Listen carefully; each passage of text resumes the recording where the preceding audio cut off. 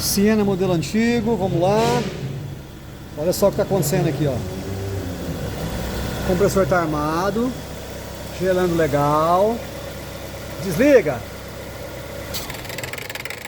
Olha o barulhão. O compressor não para de girar ao contrário, ó. E aí, galera?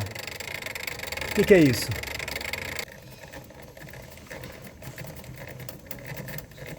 Leva alguns segundos para ele parar, ó. Pessoal, mais um detalhe muito importante aí, ó. Nós estamos com um Siena.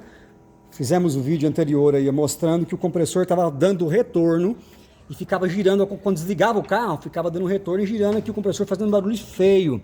Olha lá, ó. Olha lá o problema, vamos tentar entender? Lá dentro da válvula de retenção. Note lá dentro, vamos ver se eu consigo mostrar aqui, ó. A válvula está aberta, tá? Que a válvula fica aberta. Aí ela não retém, não trava ali. Deixa eu mostrar na válvula, vamos lá, dá um pause. Vamos lá, continuar, olha lá. Tá vendo como é que é lá dentro? É uma mola, tá?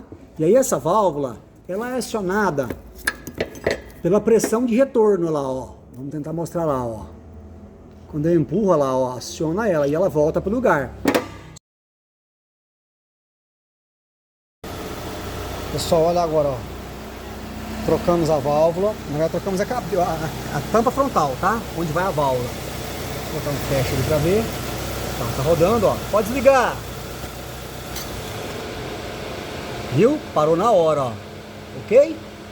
Então, resolvido o problema. O que era?